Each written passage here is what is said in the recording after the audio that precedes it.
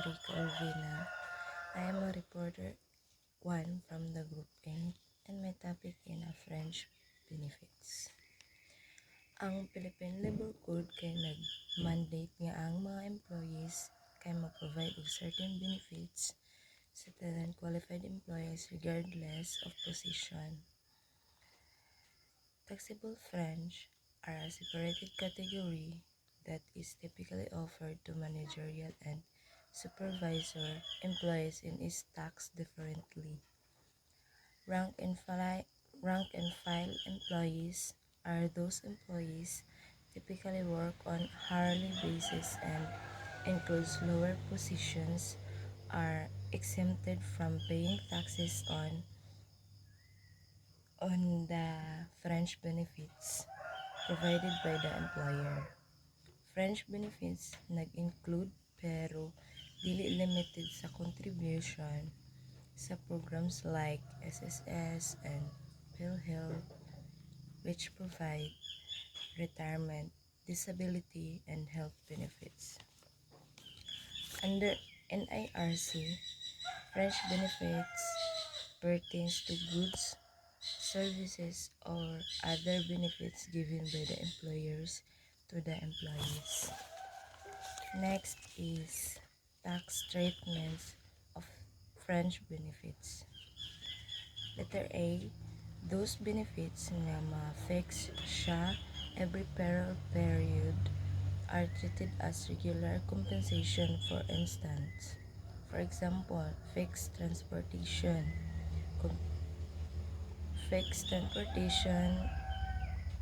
allowance sa hatag sa mga employee nga nagtrabaho sa layo nga area o lugar since naghatag regularly.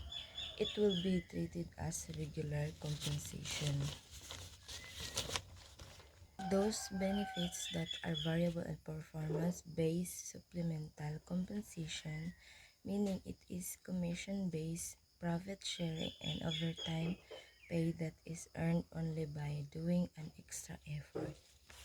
Letter C, those benefits in the form of incentive-based, pareha anang 13th month pay ug uban pang benefits nga mandatory benefits by law nga nag-require sa employers nga mohatag og dugang bulan nga kantidad sa sweldo to qualified employees.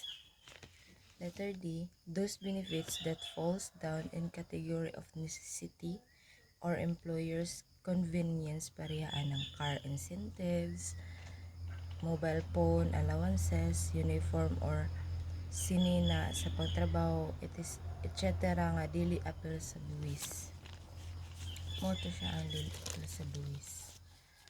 Next is general categories of French benefits subject to final tax. French benefits that are subjected to final tax are those French benefits nga naghatag sa managerial or supervisory employees. The RR 98 clarifies na nga ang taxable French benefits include atong items considered as compensation income. Next is management prerequisite benefits. Management perks, it is based on privilege-based incentives that are only given sa special group of employees. These benefits wala nag-base sa performance sa employee, but rather it is given to the management level employee. It is classified as French benefits and therefore not subjected sa regular income tax, but instead it is incur a separate French benefit tax levied by the employer. Next is employee personal expenses. Sa Pilipinas, ug ang employer nibayad sa expenses that is primarily para sa mga employees' personal benefit and there's no clear business justification, then ang entire amount is considered a taxable French benefit. The primary purpose of the expense must be for the employees' personal well-being or enjoyment and not directly related to the company's operation. Even if the receipt is issued under the company's name, it doesn't make it a business expense. Since it considered as fringe benefit, the employers is reasonable for withholding the fringe benefit tax on the entire amount. So, tanaw na to sa illustration. Ang 25,000 nga personal expense assumed by the employers constitution a taxable fringe benefit subject sa fringe benefit tax. Ang monthly fix is 5,000. Exceeds is a taxable addition composition BIR ruling number 512-2011. Next is hybrid expenses. In the Philippines, kung ang isa ka employer incurs an expense that has a dual purpose, partly for business and partly as an incentives for the employee, ang BIR often uses a 50% rule as a general guideline for this split valuation. Kani siya nagmean nga 50% of the expense is presumed to be a business expense and the other 50% is considered a fringe benefit. The following expense are hybrid expense under RR 3, 1998. Number 1, kung ang employer leases a residential enter for the use of the employee and the business, the rental expense is deemed half business expense and half fringe benefit to the employee. Number 2, kung ang employer allow its employee to use business properties, the rental value or depreciation for value of the business property over the period of usage is deemed half business expense and half fringe benefit to the employee. So sa illustration 1 mo ni siya, the amount of taxable fringe benefit shall be 25,000 and pag compute na ani niya at 50% times 50,000 equals to 45,000. So tanaw lang nato ang mga kuan niya sa 50. Thank you. So, exempt fringe benefits. Mao ni ang mga benepisyo mula sa employer na hindi pinapatawan ng buwis.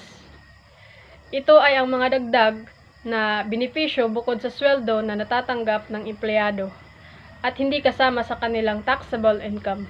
Halimbawa ng exempt fringe benefits ay ang mga health insurance, educational assistance, retirement benefits, transportation allowance.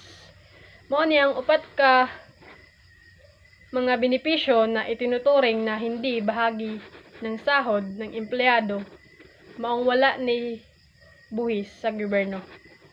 Ang tumong aning exempt fringe benefits ay magbigay ng karagdagang suporta at insentibo sa mga empleyado na dili na nila kailangang magbayad o dagdag na buhis.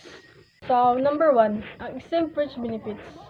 Mao ni ang mga benepisyo na gihatag sa employer sa empleyado na dili kauban sa income tax ng empleyado at pinapahihintulutan ng mga espesyal na batas sama sa contribution ng employer sa SSS, PhilHealth, HDMF, or group insurance, maliban sa halagang itinatakda ng batas. Number 2, exempt fringe benefits ay tumutukoy sa mga benepisyong direktang kaugnay sa operasyon ng negosyo ng employer at itinuturing na mahalaga para maisagawa ng mga empleyado ang kanilang trabaho ng epektibo. Sa ibang salita, ang mga benepisyong ito ay hindi ibibigay kung hindi nagtatrabaho ang empleyado sa partikular na tungkulin o industriya na iyon. Number 3. Pinaagi sa paghatag og mga benepisyo sa empleyado sama sa medical healthcare, food allowance, and other incentives that will empower the employee to work harder. It also gives an advantage to the employer. Number 4, ang contribution ng mga employer sa mga plano ng pagre-retiro, insurance at hospitalization ay kabilang sa kategoring ito ng exempt fringe benefits. Ang exemption na ito ay nagbibigay ng insentibo sa mga employer na mag-alok ng mga benepisyong ito na maaaring makapagpabuti ng kalagayan ng mga empleyado at maaakit at makapanatili ng mga talento. Number 5. Ang mga fringe benefits kay gihatag sa mga rank and file nga empleyado kasagaran dili sakop sa fringe benefits tax FBT apan kini giisip nga taxable income og sakop sa regular nga withholding tax sa kita ayon sa kaukulang seksyon ng National Internal Revenue Code NIRC. Ang mga fringe benefits gitax isip kita gawas kung kini sakop sa kategorya nga de minimis. Number 6. Ang de minimis benefits usa ka kategorya sa fringe benefits nga adunay gamay ra kaayo nga kantidad nga gikonsidera sa gobyerno nga impractical kini subayon og buwisan. Necessity or convenience of the employer rule. Ang necessity or convenience of the employer na patakaran ay isang konsepto na inilalapat sa fringe benefits sa Pilipinas upang matukoy kung ito ay bayaran ng isang empleyado. Sa ilalim ng patakarang ito, ang mga fringe benefits na ibinibigay pangunahin para sa kapakinabangan ng empleyado ay karaniwang hindi binuwisan sa empleyado. Bukod dito, ang mga benepisyong ito ay mahalaga para sa operasyon ng negosyo.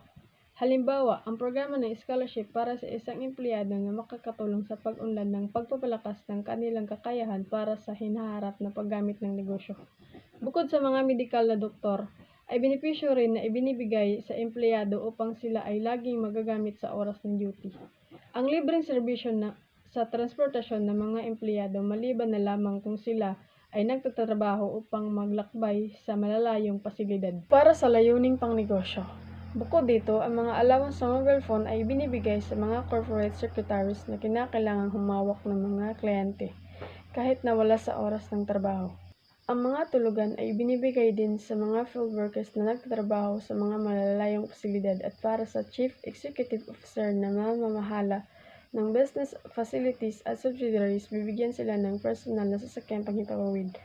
Ang mga halimbawang ito ay exempted sa benepisyo sa ilalim ng fringe benefits. Ang patakarang ito ay tumutukoy upang matiyak ang katarungan sa pagbuwis at pinipigilan ang mga benepisyong pangunahing nagsisilbi sa pangailangan ng negosyo ng employer. The fringe benefits tax. Ang fringe benefits tax usa ka katapusang buhis nga gipataw sa fringe benefits nga gihatag, gigranted o gibayaran sa employer ngadto sa mga empleyado gawas sa mga rank and file nga empleyado. Ang mga rank and file nga empleyado kay mga ordinaryong trabahante sa kumpanya nga wala nagdumala og nagdirekta sa trabaho sa uban kasagaran naa sila sa ubos nga posisyon og nagtrabaho kasagaran sa oras-oras nga sweldo. Kini nga buhis apil ang employer o sa ka individual o sa ka professional nga partnership o sa ka corporation bisan pa kung ang corporation taxable o dili o ang gobyerno og ang mga instrumentalidad diini.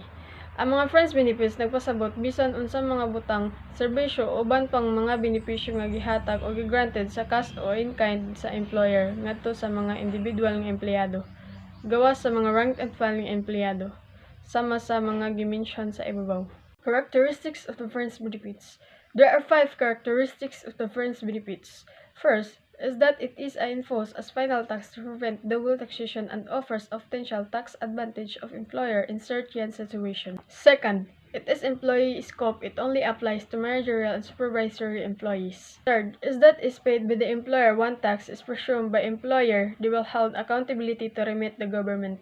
4 is that it is tax is based imposed on the grossed up monetary value, which means the value is not just supposed to the employer but an adjustment is made to reflect the full taxable value for the employee. Number 5, it is due quarterly based on the accounting period selected by the employer. Procedures in computing the fringe benefits tax. In the computing the fringe benefits tax, first you must determine the monetary value, the taxable of benefits taken home and will presume as a net of the final tax. Second, determine the gross up rate and fringe benefits tax rate applicable for the taxpayer if the employee is not rank and file unit to taxable value used for FBT computation. The formula for GMB depends on the applicable FBT rate. For 35% FB rate, GMB actual cost of benefits 0.65. For 25 FBT rate, non-resident employee not engaged in trade or business in the Philippines, GMB equals actual cost of benefits 0.75. Third, determine the grossed up monetary value by dividing the monetary value by the grossed up rate. 4. Determine the fringe benefits tax by multiplying the fringe tax rate to the grossed up monetary value.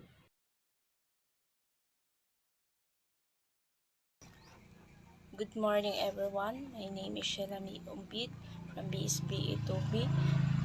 This is my report, Rules on Valuation of Fringe Benefits. So, benefits paid in cash when the benefit is AFBEN in cash or paid for in cash, the monetary value isn't amount paid for in cash. So, ang kaning benefit paid in cash, kini siya ang employer magbayad og cash sa empleyado og ang kantidad nga gibayad sa mao ni nga gitawag nga amount of paid in cash. So gibayad ni siya nga cash para sa benefits of services sa trabahante, kasagaran nga gibayaran og cash sa employer kay ang mga regular na trabahante nga mag-retire o mag-resign na sa trabaho og ang ihatag sa employer nga amount is 50% nga monetary value. So, benefits paid in kind, when the benefit is given in kind, the monetary value is the fair value of the given unless its book value is higher. Book value is the cost less any prova for depreciation, the depreciable properties. So, kaning benefit paid in kind pod, kini siya ang benefit is ang ihatag sa employer nga benepisyo is like material or property.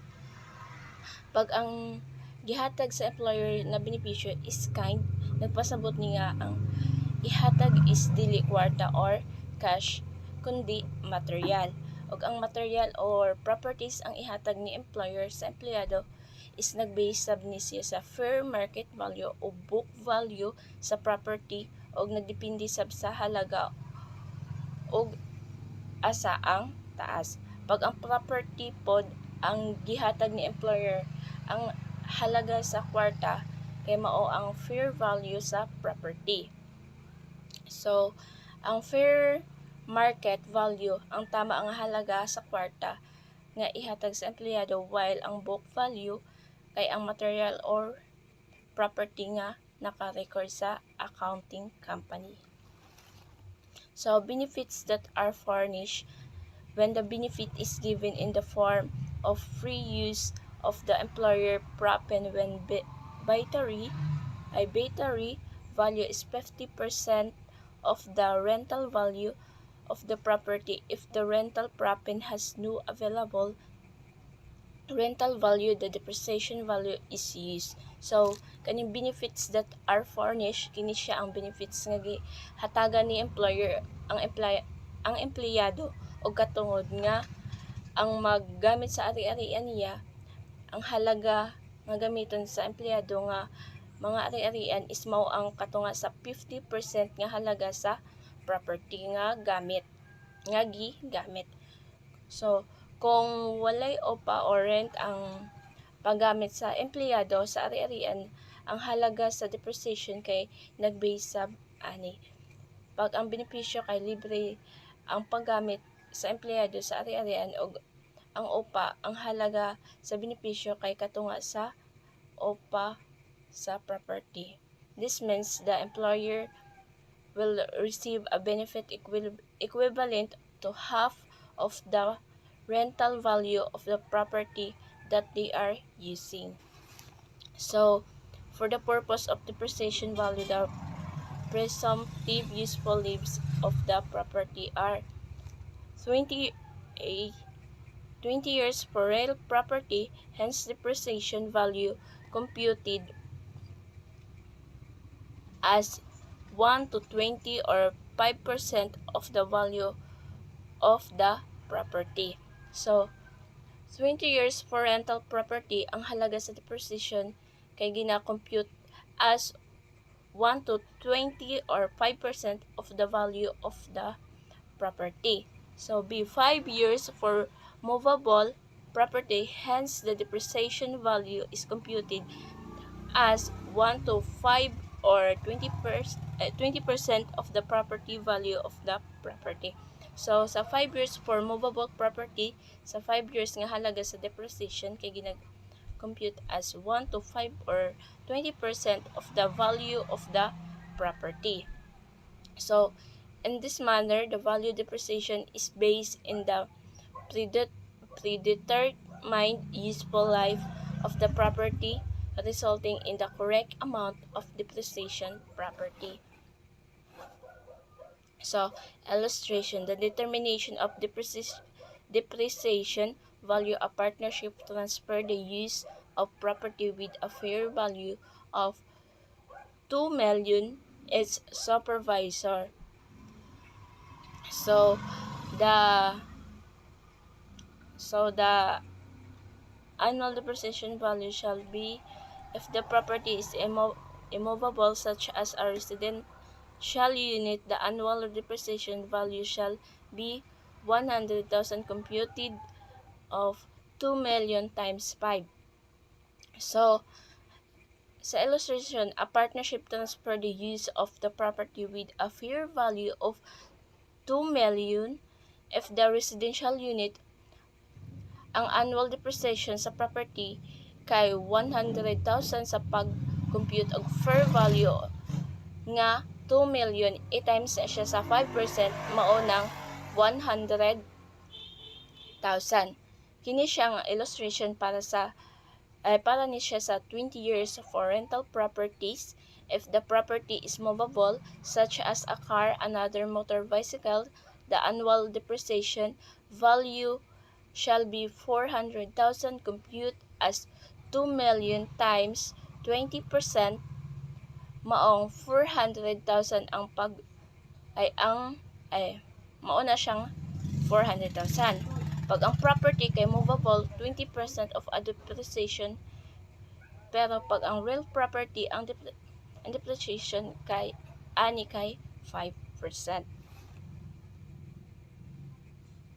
So, mo na siya. If the property, so car, the other motor bicycles, depreciation value shall be 400,000 computed to 20 million, 20%. So, mo na siya ang illustration nga 20 years of property. If the property is movable, such as car, another motor vehicles, the annual depreciation shall be 400,000 compute to 2 million times 20%, maong 400,000 ang result.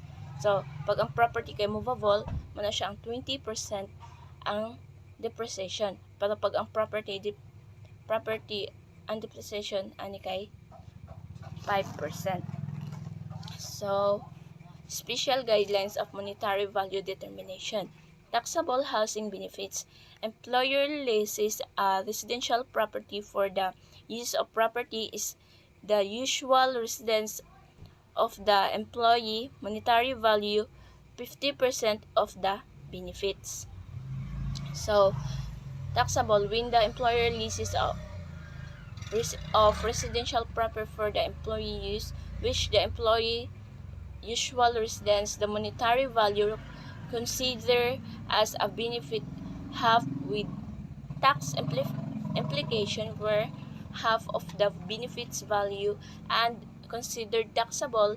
This means na ang 50% na sa monetary value of benefits is mao ang taxable.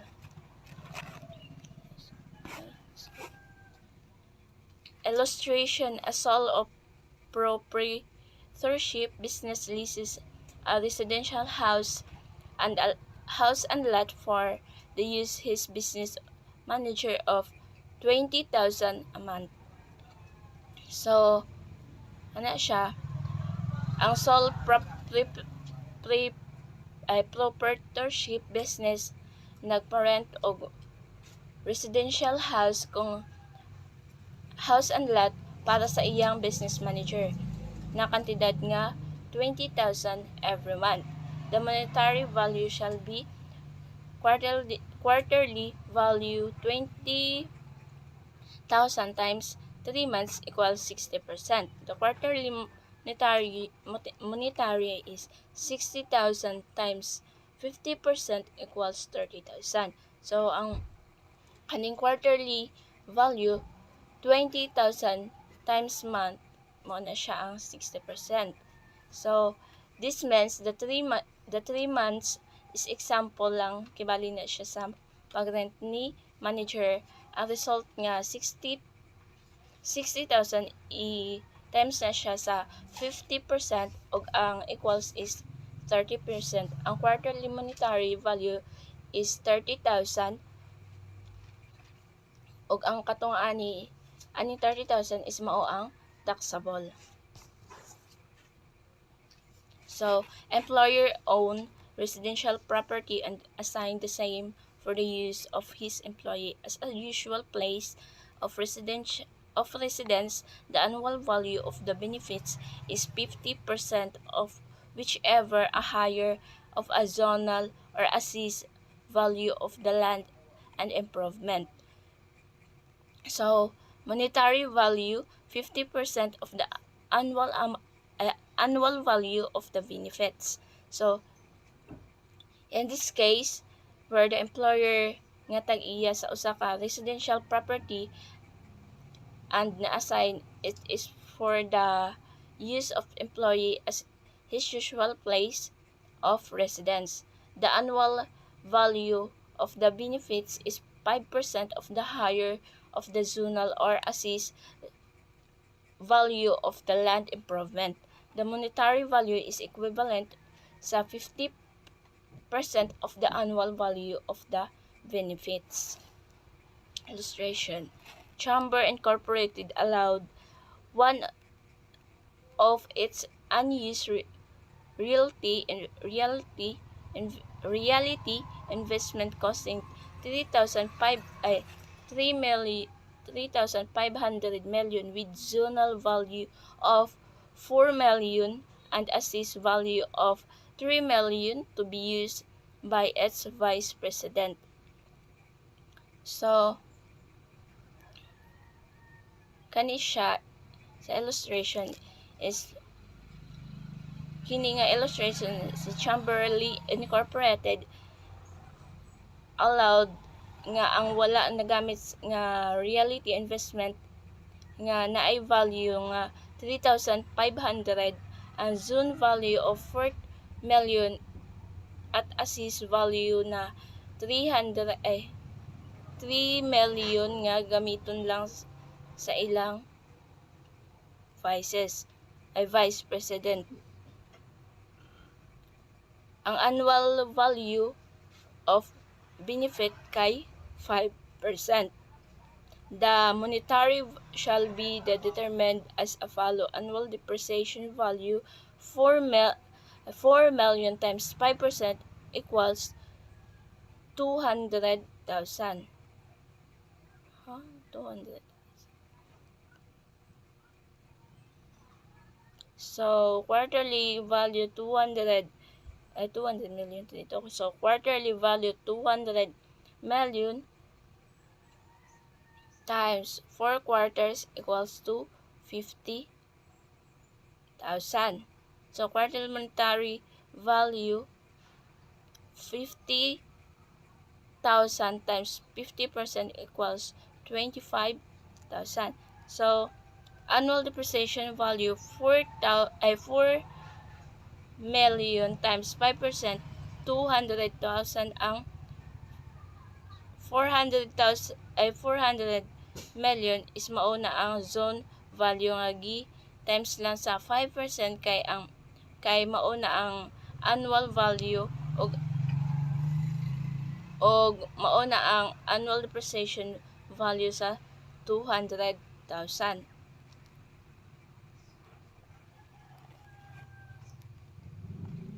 Siya ang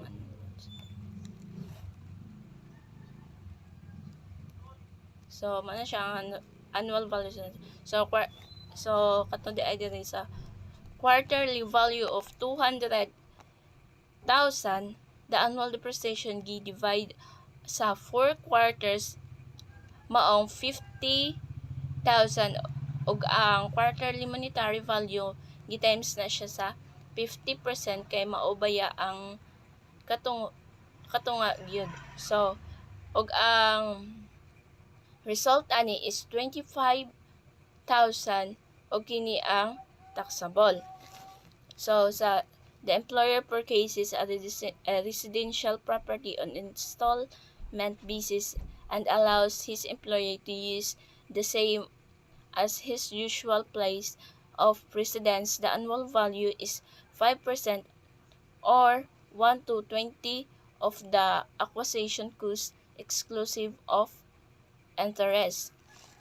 So kanang ang employer nga nagpalit sa residential property on installment basis o allowed ni ang employee nga magamit ani the same as his usual place of residence ug ang annual value is 5% of the acquisition cost exclusive interest.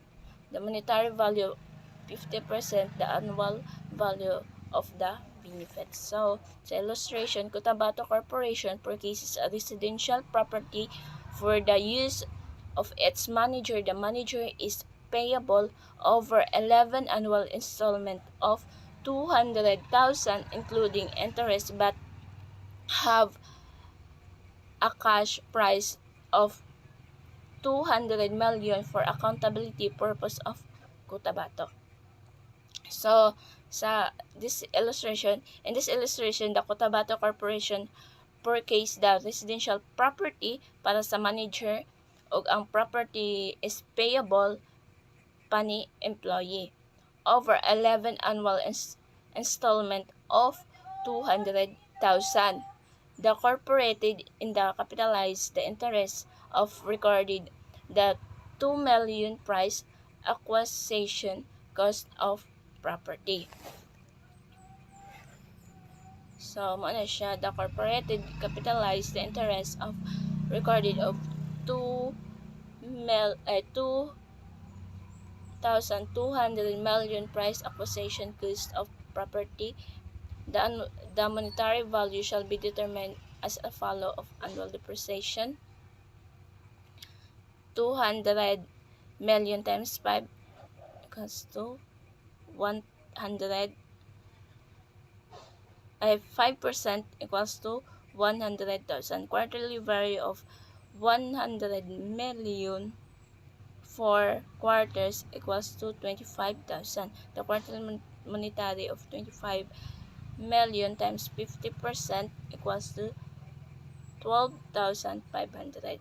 So, the annual depreciation of value of depreciation every year labi na sa pagkuha sa 5% of 200 million. 200 million times 5% equals to 100,000. Mao na siya ang annual depreciation. Kanang quarterly value nga para makuha na ang value sa depreciation every quarter i-divide na siya og 100,000 sa 4 quarter. So ang 100,000 sa 4 quarters is 25,000. Mao na dayon ni ang quarterly value. So quarterly monetary value sa 25,000, ang quarterly value i-times na siya sa 50%.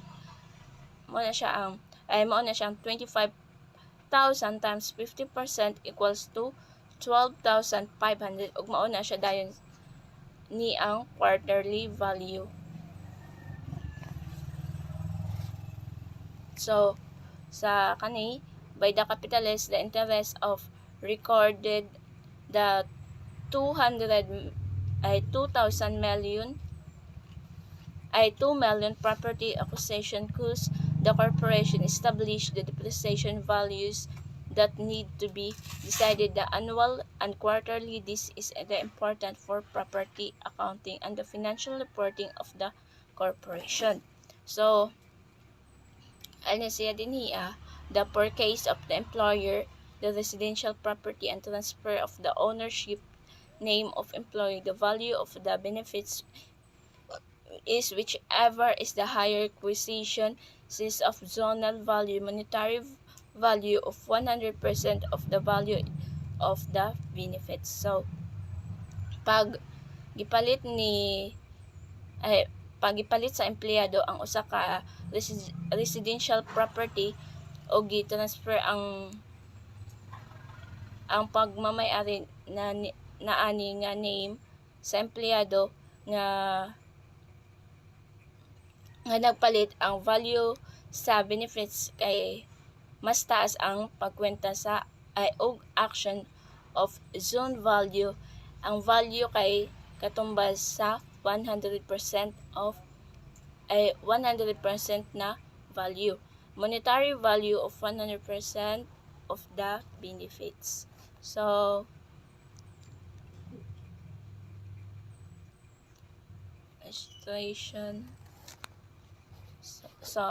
illustration, a non-profit of corporation put a residential dwelling for 500 million transferred ownership to its president. The property has 300 million zonal value. So, per case, the employer of the property, the transfer of title to employee for less than adequate consideration, the value is fair market value of zonal value, which the higher less of consideration paid by employee, the monetary value of 100% the of the value of the benefits. So, sa ingani nga situation, pag gipilit sa employer ang usa ka property o gibahin ang pangalan sa titulo sa empleyado para sa gamay nga value kaysa sa sapat na consideration. Ang value kay kuhaon gikan sa subtract sa fair market value o zone value kung ang taas nga less the consideration paid by the employee. So, exempt housing privileges. So, kini siya is ang refers nga mga benepisyo of accommodation nga gihatag sa individual sama sa gobyerno o mga empleyado nga dili ang taxes. Kini nga mga privileges o benepisyo na housing allow quarterly sa sulod sa military campus of official tira nga puy-anan sa nga gihatag. Illustration, deanery of professional practitioner transferred his residential property is named manager employee for 2 million. The property has fair value and decoration of 3,400 and 500 million zonal value. So, exempt privileges sa mga to. Ang military official of Armed Forces of the Philippines Force PEF, Philippines Army and Philippines Navy on their quarter while within of the accessible from the military camp, so they can be realty available on meet the exigencies of military services. So, kani a military kay so ang mga military kay naa na sila libreng tirahan nga gihatag sa official sa sulod sa campus. So bilang bahagi sa ilang pag-reservation as a official military. Typically, the accommodation given to them do not need to declare for tax purposes as a part of their service benefits. So, housing units situated or adjacent to the premises of a business and factory or a maximum of 50 meters from the perimeter of the property premises.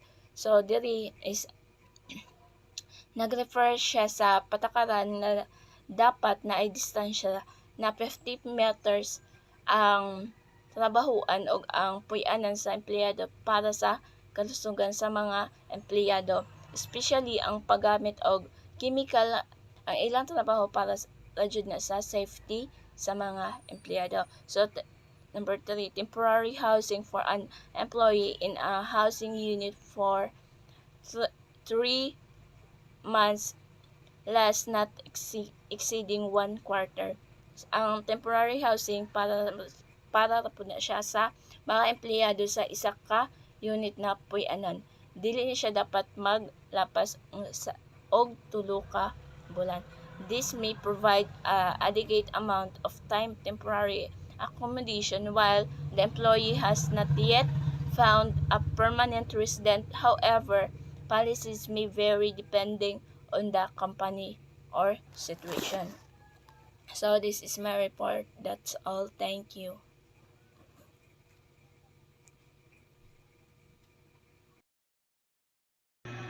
So hi everyone, this is April Monieva and I am the last reporter of Group A. So French benefit. Accounting entries. Accounting entries shall be classified as follows. Number 1. Taxable benefits paid for in cash or in kind. Example, housing allowance, company car provided for their personal use. Number 2. Taxable benefits do not involve payment of cash or transfer of property, like for example health insurance, meals provided at work. So 3. Exempt benefits paid for in cash or in kind. Example is employee contribution for retirement plans. 4. Exempt benefits which do not involve payment of cash or transfer of property. For example is commuter benefits. So nganong kailangan man buhaton ni employer sa iyang employee nga manghatag siya og mga free meals, mga ingana sa iyang mga employee, mga insurances. So it's because para magstay sila sa iyang company. So benefits paid for in cash or in kind. Taxpayers shall record French benefits paid for in cash or in kind their books as follows. French benefits expense monetary value. French benefits tax expense cash or tax basis of property given. French benefits tax payable. So, illustration 1. Rental accommodation. Plato Corporation paid $91,000 for the rental of housing unit for the use of its residents. So, French benefit expense is $91,000 and French benefit tax expense is 24,500 pesos.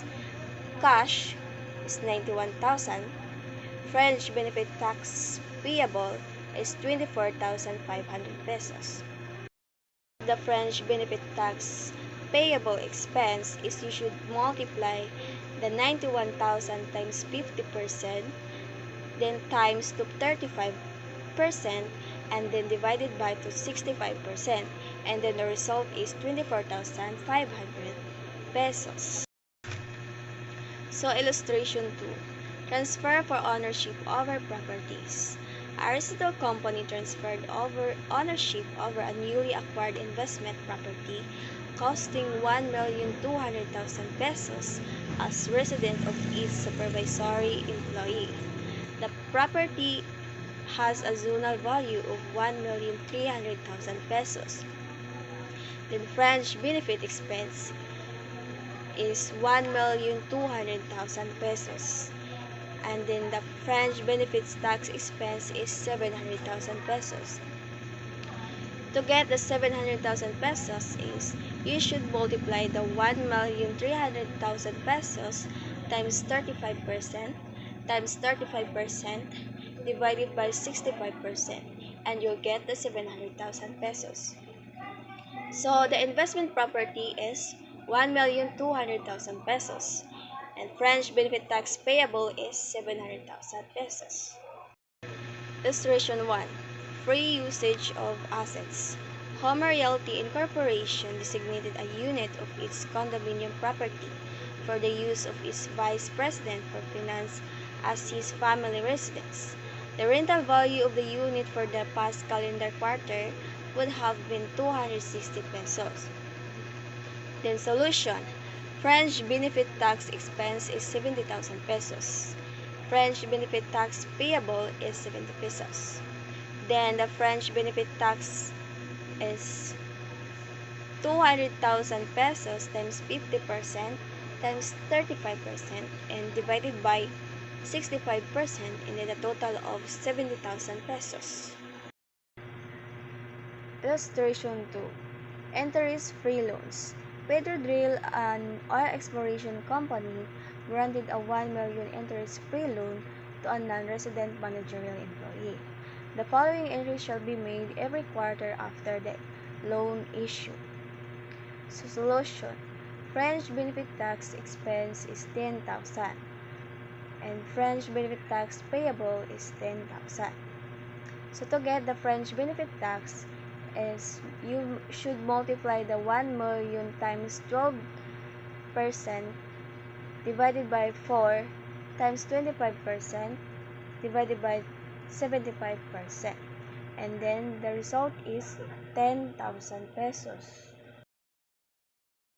So exempt benefits which do not involve transfer of cash or property. Illustration.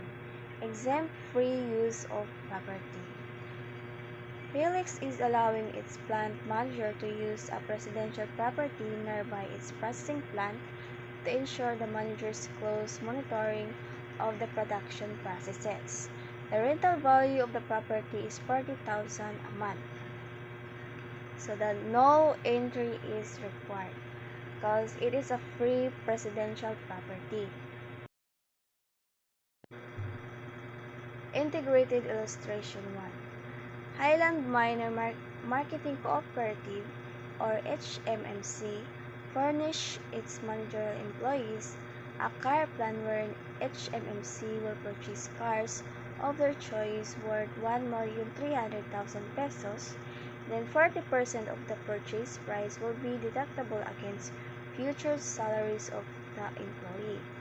HMMC purchase car for its sales manager. So solution. Advance to officer 520,000 pesos. To get the 520,000 pesos, you should multiply the 1,300,000 pesos times 40%. Then French benefit expense 700,000 pesos. So to get the 700,000 pesos, you should multiply the 1,300,000 pesos times 60%. French benefit tax expense is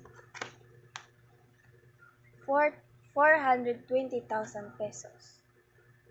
Then to get that 400,000 pesos is 780,000 pesos times 35% divided by 65%.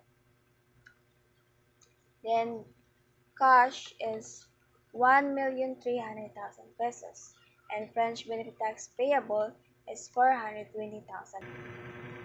Integrated Illustration Marco Realty Corporation transferred ownership over one of its residential property inventories to its vice president at consideration of 450 pesos.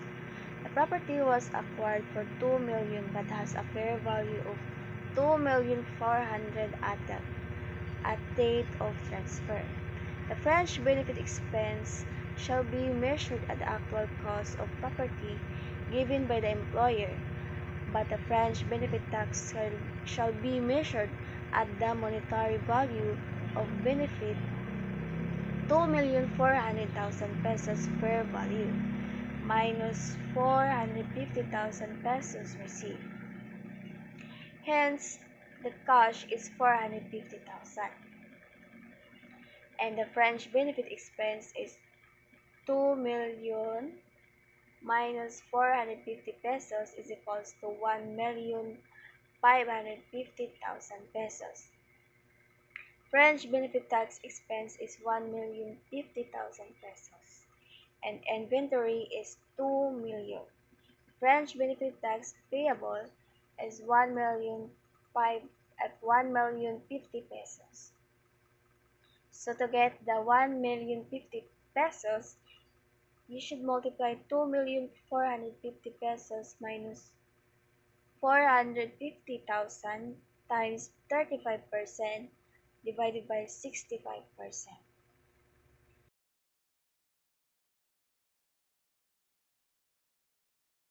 So expense account, expenses incurred by an employee but which are paid by his employer or incurred and paid by employee but reimbursed or advanced by the employer are taxable for each benefits. So it means that when an employee incurred an expenses for work-related purposes, just like for example, kay tabi, ang employee ni apil og for professional development course para mas mo-improve pa ang iyang skills, then na tuition fee. Ang iyahang employer mo nibayad sa iyahang tuition fee. So ina nang mga expenses ba kanang na mga work-related bitaw. So mo consider na siya as taxable fringe benefits. So this means the value of these expenses is treated as a part of the employer's income and make subject to income tax. So next is properly documented employer expenses. So, we should keep in mind that kanang ang mga expenses nga makuan sa kumpanya nga walay bitaw personal use or personal benefits sa mga employees are considered na siya as a business expense. Pero og kanang mga expenses nga na-involve ang mga employees, kung maingon magutag kanang French benefit mo na siya ang mga non-cash benefits nga gi-provide sa ilaha, just like for example groceries, kanang paggamit sa sakyanan. So mao na siya ang kanang considered nga taxable French benefits. So here we have illustration. So Denver Corporation paid for the following expenses which were liquidated by its managerial employee. So we have here water and electricity bill at manager's home worth of 15,000 pesos, meals and groceries at manager's home 18,000 pesos, bill on business telephone 2,000 pesos, bill on personal phone 1,000 pesos, transportation from office to and from home 12,000 pesos. Transportation from office to and from managers home 10,000 pesos, foods and beverage for visiting business client 8,000 pesos. So mao siya ang mga expenses sa sa managerial employee. So base sa tong makita ang gi-consider ang monetary value of fringe benefits mo ni ang mga followings. Water and electricity bill at director's home worth of 15,000 pesos, meals and groceries at manager's home 18,000, bill on personal phone 1,000, transportation from office to and from home 12,000. Total monetary value is 44,000 pesos.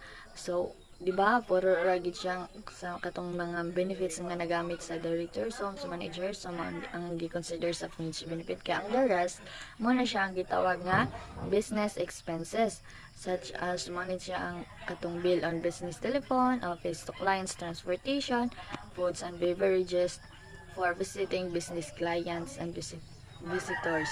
So mo na siya ang business expense, dili na siya kanang fringe benefits. Okay, and now let's proceed to motor vehicle for any kind. So, first is purchase by employer of motor vehicle in the name of the employer regardless of whether the same is used partially in the business of the employer. So this means that the employer buys a motor vehicles and it's registered under the employer's name. So regardless of whether the vehicle is used for the business purpose. So the entire cost of the vehicle is covered by the employer. So we have here monetary value is equal to 100% of the cost of the motor vehicle. So monetary value is equal to 100%. So this simply means that the employer covers the entire cost of the motor vehicles.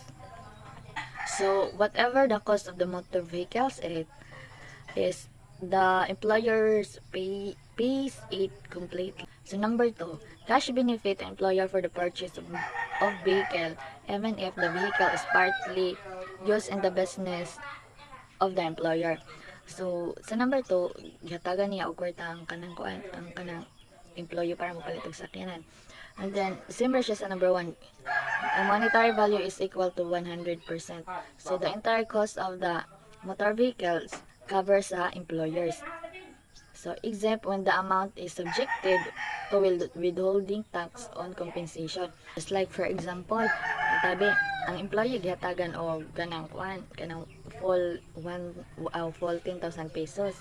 Pero kung naa siya withholding tax, butang lang nato ang withholding tax kay kanang itasyon nga 20%. So sa iyahang 10,000 minusan og 20% for withholding tax. So ang ma-receive na lang sa employee is 8,000. So mo na siya ang number 2. Purchase of car on installment basis by the employer with ownership based on the name of the employee even if the car is used partly for the employer's business. The benefits is the acquisition cost divided by 5 years. So nagpalit daw og sakyanan ang employer pero kanang installment kanang ginabayan mag taga bulan ana. Tapos ginakapangalan siya sa kanang employee. Ang ownership kay gipangalan sa employee. So gibabayan do nila within 5 years. So the monetary value is equal to 1 divided by 5 or 20% of the acquisition cost. So we have here an illustration. So an employer purchased a car for 1 million pesos payable in 4 installment plus 10% interest on the outstanding and paid balance of the car. The entire acquisition cost shall be recognized at monetary revalue since there is transfer of ownership, but the regulation requires amortization over 5 years. Hence, the employer shall recognize 1 million pesos. Divide 5. Diba? 1 million pesos, i-divide natin siya 5 is equal to 200,000 pesos. And then, sa 200,000 pesos, i-divide natin siya for the quarterly.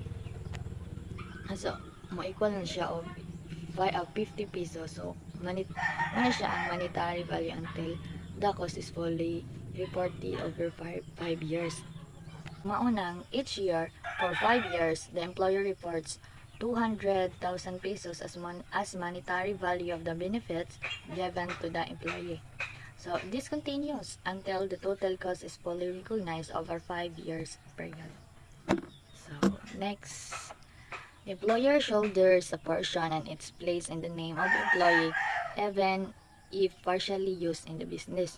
So, ang employee nagna siya shoulder nga portion no pa sa kanako sa tabi magpalit og sakyanan. So, naantay illustration para mas masabtan gyud. So, an employer assisted its managerial employee in purchase a brand new car. So, gi-assisan niya iyang employee para mo palit og brand new car. So, ang worth sa car is 4 million pesos.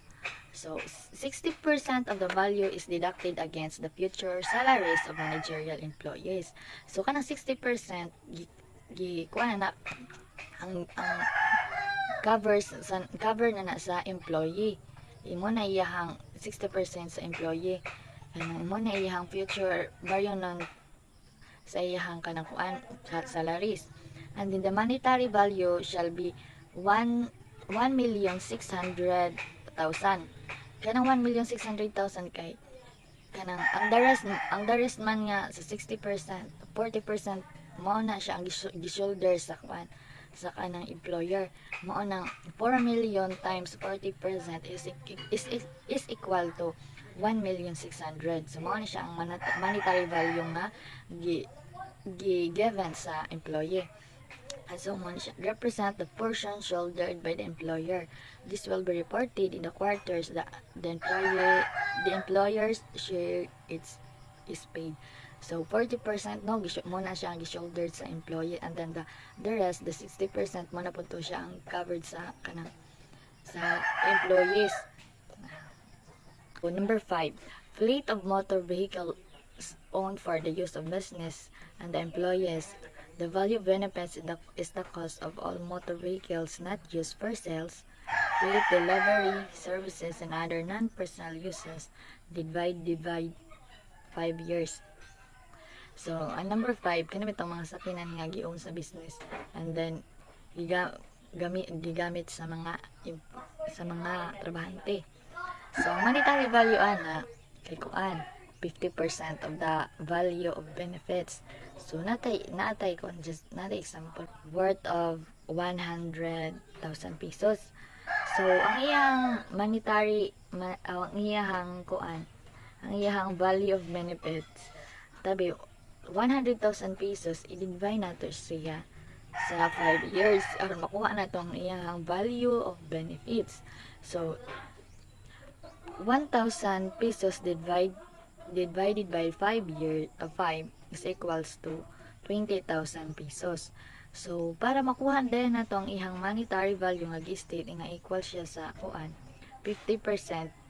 Ang 20,000 pesos i-times nato sa 50% para makuha na itong iyang monetary value. So 20,000 pesos times 50% is equals to 10,000 pesos. So 10,000 pesos i-divide nato siya sa sa 4 kay naka-statement diri nga kuan. The quarterly recognized monetary value continues until the free usage is terminated. So i-divide nato siya sa 4 para makuha nato yung quarterly. So ang 10,000 divided by 4 is equal to 2,500 pesos. So each quarter 2,500 is recognized as monetary value of the benefit provided to the employees for the personal use of the vehicles. So this process continues until the free usage of motor vehicles is stopped. So muna siya ang sa number 5. Let's proceed sa number 6. Fleet of motor vehicles list for the use of the business and the employees. The value of the benefits is the rental payment for motor vehicles and not normally used for sales, freight, delivery, services, and other non-personal use.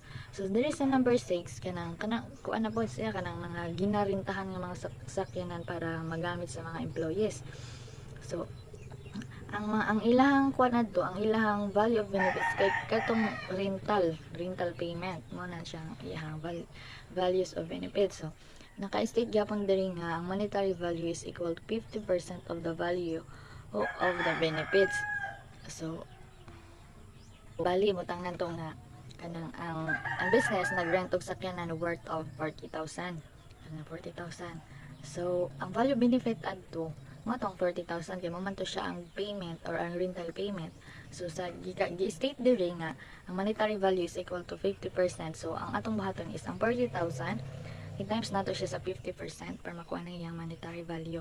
So ang equal to 20,000. 40,000 times 50% is equal to 20,000. So the monetary value of the benefit provided for employees for the personal use of vehicles is 20,000 annually. So, Number 7, aircrafts including helicopters are deemed solely for business use.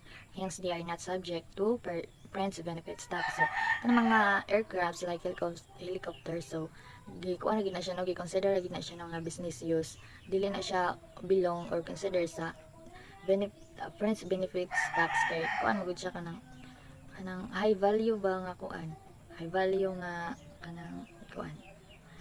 kanang vehicle mo nang kuan kanang ginakuan lagi na siya, gina-consider lagi na siya as a business use. So number 8, yachts whether owned and maintained or leased by the employer are presumed not for the business use, hence taxable as of friends benefits if owned or maintained.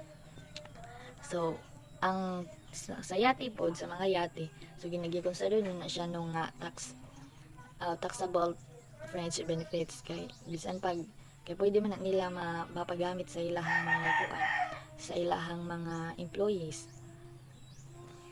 We have here an illustration. So assume a corporation acquired a 10 million pesos yacht for the use of its executives. So the monetary value shall be determined as annual depreciation value. So ang monetary value mo na siya ang makatuang ihang annual depreciation value. So kung ang yate is worth of 10 million pesos, so ang ato lang baton is i-divide siya sa 20 kay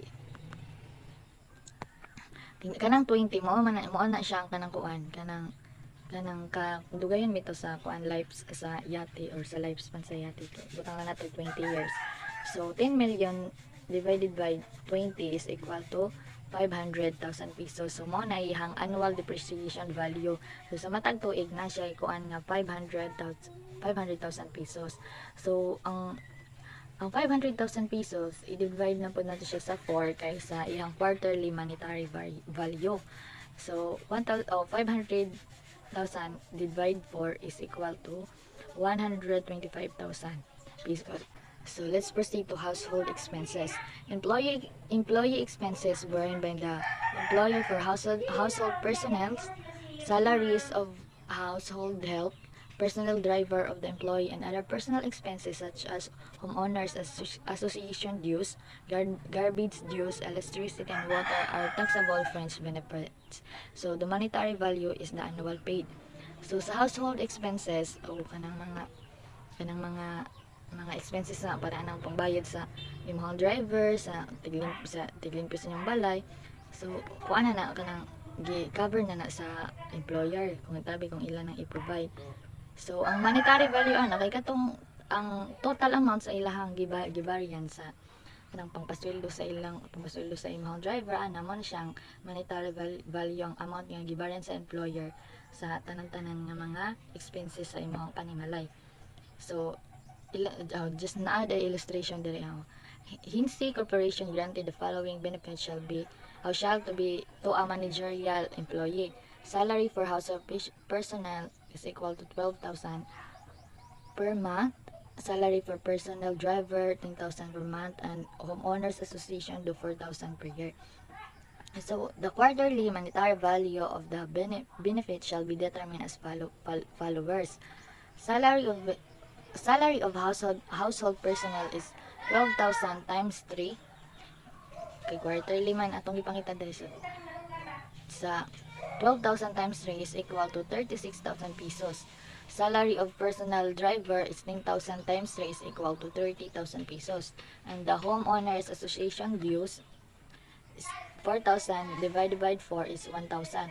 So ang atong bato ni add lang na sila tanan mo din na siya ang 67,000. So kanang 67,000 mo na siya ang total amount nga gibaryan sa employers para sa imong household expense. So mo na siya ang kanang taxable fringe benefits. So note, a year is composed of 4 quarters. So interest on loan at less than market rate. The interest are forgone by the employer, representing the difference between 12% and the actual interest charge is the taxable fringe benefits. So illustration, Europa Corporation lent its chief executive officer 1 million pesos at the minimal 3% annual interest rate. The monetary value shall be computed as follows. So, annual monetary value is equal to 12% minus 3% times 1 million is equal to 90,000 pesos. And then, quarterly monetary values is equal to 90,000 divided by 4 is equal to 22,500. So monetary value is equal to 12% minus 3% times 1 million pesos is equal to 90,000 pesos. So, kanang 12% mo na siya ang market interest rate, and then ang 3% mo na siya ang actual interest rate charge.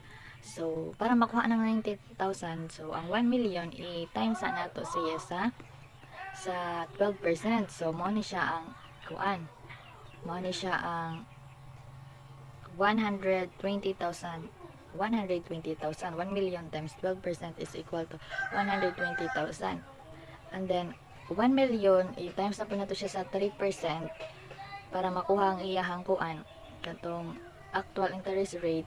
Mao ni siya ang 1 million times 3% is equal to 30,000 pesos. So, ang ato na din i-minus para aron makuha nato ang 90%. So, 90,000 pesos. So, ang 120,000 minus 30,000, so, is equal to 90,000 pesos per year. So, ang kanang 90,000 pesos, muna siya ang represents the interest forgone by the employer and considered as a taxable fringe benefit. So, this amount is added to employee's income and is subject to fringe benefits tax. So, quarterly na po, quarterly monetary value, ang 90%, ang 90,000 rather, i-divide na natin siya sa 4. So, mo equal siya of 22,500. So, membership fees, dues, and other expenses borne by the employer for his employees in social and athletic clubs or other similar organization contribute taxable fringe benefits. The monetary value is the amount paid. So, kung mga membership dues, mga fees, mga other expenses nga gi-provide sa employer sa ilang mga employee, kuan gyud na siya kanang contribute to taxable fringe benefits. So, ang monetary value ang nakikatong amount ng ilang gibayad. So, now let's proceed to expenses for foreign travel. So, reasonable business expenses for foreign travel for attending business meeting and convention are attempts such as following. Inland travel expense such as food, beverage, and local transportations cost. So, number 2, lodging costs in hotel or similar establishment amounting to an average of $300 per day or less. Number 3, economy and business class airplane tickets. Number 4, 70% of the cost of the first class ticket. So, muna siya ang mga mga business expense sa mga foreign travels. So, note that 30% of the cost of the first class ticket in the foreign travels is considered de minimis. Note also that the foraging rules apply only on foreign travels. The cost of domestic travels is generally considered as reasonable, hence deductible. And that's all. Thank you.